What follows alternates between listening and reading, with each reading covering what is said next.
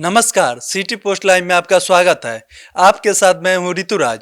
आज सीमांचल इलाके में 4 बड़े नेता एक साथ मौजूद हैं। गृह मंत्री अमित शाह, एआईएमआई चीफ ओवैसी, सीएम नीतीश कुमार और नेता प्रतिपक्ष तेजस्वी यादव। इसके क्या सियासी मायने हैं, इस पर बात करने के लिए हमारे साथ मौजूद है सिटी पोस्ट लाइव के एडिटर मुकेश कुमार सिंह। सर, स्थिति को साफ करें।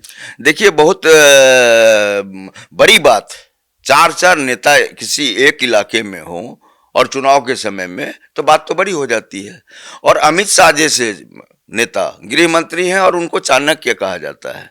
नीतीश कुमार खुद हैं, सीएम हैं उस इलाके में, नेता प्रतिपक्ष हैं और हैदराबाद से आए हैं ओवैसी।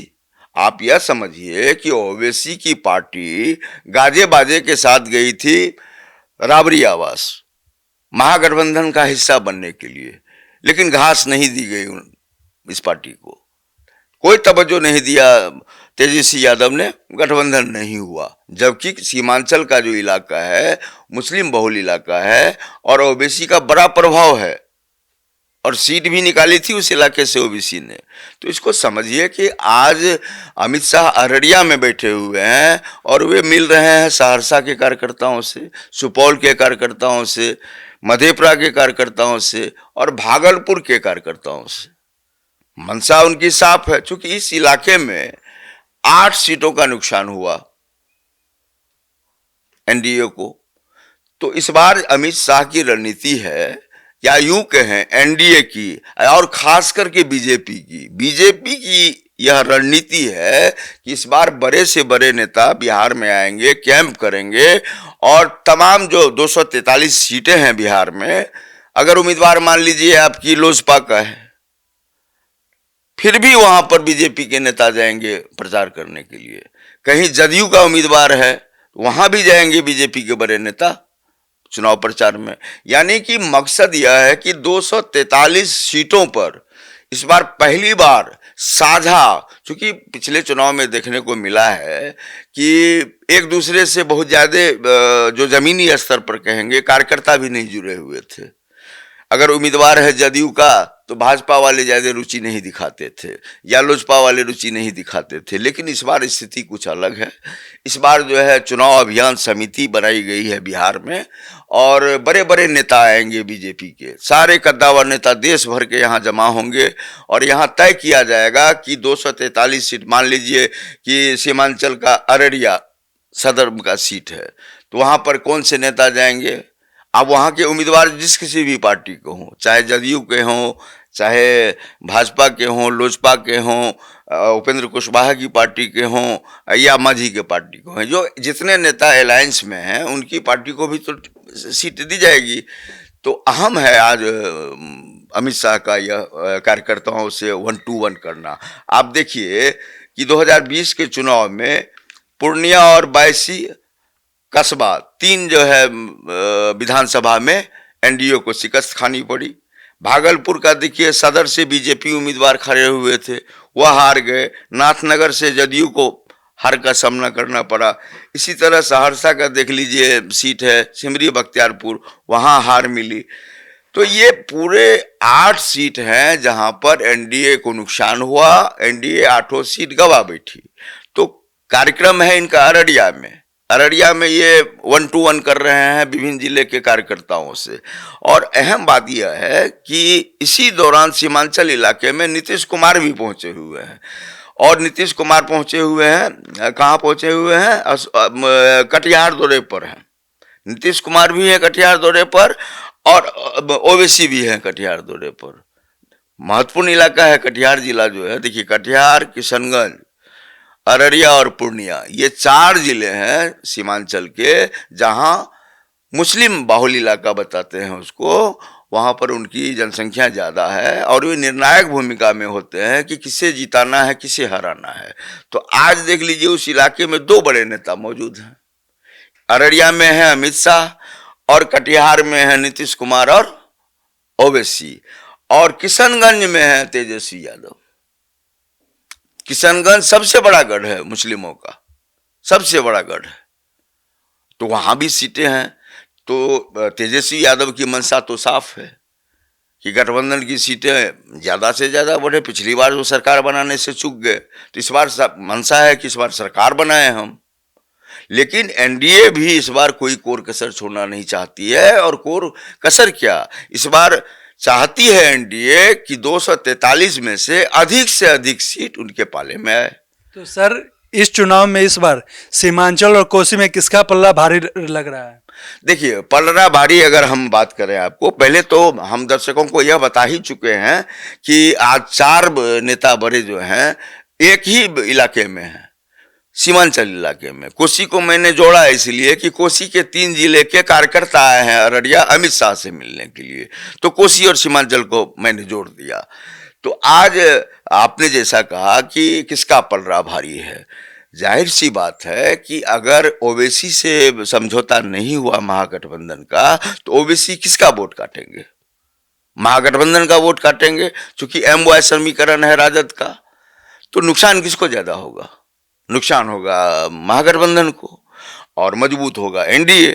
जाहिर सी बात है। और इस रणनीति में हमको लग रहा है कि महागठबंधन बहुत पीछे है और एनडीए बहुत आगे निकल गया है। हालांकि अभी चुनाव का समय अभी है, अभी अधिसूचना जारी भी नहीं हुई है। जो इलेक्शन कमीशन जो है चुनाव की तिथि निर्धारित करेगा, कितने चरण में जो है चुनाव होंगे यह घोषणा की जाएगी। उसके बाद आचार संहिता लगेगा, तब सारे रणबांकुरे जो है मैदान में उतरेंगे। जी। तो सर, इस बार अमित शाह कोई नया प्रयोग कर रहे हैं क्या? बिल्कुल, यह जबरदस्त सवाल आपने किया है कि अमित शाह तो इसी के लिए जाने जाते हैं, चाणक्य की भूमिका में रहते हैं। यूपी जीतने में जो है उनकी बड़ी भूमिका रही, और गुजरात तो गढ़ ही है बीजेपी का। लेकिन आप देख लीजिए, अभी जितने प्रदेश में सरकार है भाजपा की, अमित शाह की महती भूमिका है। ये चाणक्य हैं, ये ऐसी रणनीति बनाते हैं कि अगला जो है वो धराशायी हो जाता है। देखिए, सबसे बड़ी बात क्या है ऋतुराज जी, कि कांग्रेस इस बार जो है काफी मजबूत दिख रही है और अगले पांव पर खेल रही है। सीडब्ल्यूसी की बैठक 24 सितंबर को, 2 दिन के बाद 26 सितंबर को मोतिहारी के गांधी मैदान में प्रियंका गांधी की रैली, इतने बड़े बड़े कार्यक्रम कांग्रेस कर रही है बिहार में। क्या मतलब है? वोटर अधिकार यात्रा में नेतृत्व करते दिखे आपको राहुल गांधी ना, तो आप उस यात्रा को देखिए, वह यात्रा किसकी थी? वह यात्रा राहुल गांधी की थी। उसी यात्रा में बहुत नुकसान हुआ है तेजस्वी यादव को, वो बैकफुट पर आ गए। और उसके बाद सीडब्ल्यूसी की बैठक, मैराथन बैठक चली, मैंने आजादी के बाद पहली बैठक हुई है बिहार में। अब आप समझिए कि सीडब्ल्यूसी की कितनी महत्वपूर्ण बैठक थी वह। यानी कि जो भी बैठक सीडब्ल्यूसी की हुई थी वो आजादी से पहले हुई थी। आजादी की पहली बैठक हुई, वह भी बिहार में हुई। तो कांग्रेस कितना आगे की सोच रख रही है इस बार। कांग्रेस का मकसद है इस बार कि वह इस चुनाव में तो जीत हासिल ही करना चाहती है, अपनी खोई जमीन, अपना खोया हुआ जनाधार भी वापस करना चाहती है। और देखिए, अपनी शर्तों पर कांग्रेस चुनाव लड़ेगी। पहले क्या होता था कि लालू प्रसाद यादव जो कहते थे कांग्रेस को मानना पड़ता था। पिछले चुनाव में देखिए, तेजस्वी यादव ने जो कहा वो मानना पड़ा कांग्रेस को। इस बार की स्थिति उलट है एकदम। इस बार राहुल गांधी जो कहेंगे वह तेजस्वी को मानना पड़ेगा, ऐसी स्थिति बन गई है। हालांकि पाटेंगे तेजस्वी यादव, इसे थोड़ी सी खटास आई है रिश्ते में, उसको पाटेंगे। लेकिन चुनौती बढ़ गई है तेजस्वी यादव के लिए, इसीलिए कि कांग्रेस मजबूत दिखने लगी है। इस मजबूत दिखने का मतलब यह नहीं है कि 50 से 60 सीट कांग्रेस जीत जाएगी। जीत हार का अलग मसला है, लेकिन चुनाव से पहले जिस तरह की तैयारी कांग्रेस की है, यह साफ संकेत है कि कांग्रेस इस बार जो है बेहतर प्रदर्शन करने के मूड में है। और हमें लगता है कि प्रदर्शन भी बहुत बेहतर होगा। लेकिन अभी आपने सवाल किया ना कि किसका पलड़ा भारी है, तो हमें ग्राउंड जीरो से जहां तक देखा है, जहां तक हम गए हैं, घूमे हैं, चुनाव का सर्वे किया है, तो उसमें हमें लगा है कि अभी एनडीए का पक्ष थोड़ा मजबूत दिख रहा है। इसलिए कि कांग्रेस और राजद के बीच कुछ दूरी सी दिख रही है। लग रहा है कि आपस में खटास है, तो इसका नुकसान तो महागठबंधन को उठाना पड़ेगा ना। एक घटक दल मुकेश सहनी है, तो इसी तरह से 3 सशक्त हैं। वाम दल को भी आप इग्नोर नहीं कर सकते हैं। सीपीआई है, सीपीआईएम है, गठबंधन में तो मजबूत साथी लोग हैं, सबको सीट चाहिए। और चुनाव आप साझा लड़ रहे हैं, उसमें नेतृत्व पहले तेजस्वी यादव करते थे, इस बार कमान थाम लिया है राहुल गांधी ने, और प्रियंका गांधी लगातार आएंगी चुनाव प्रचार में।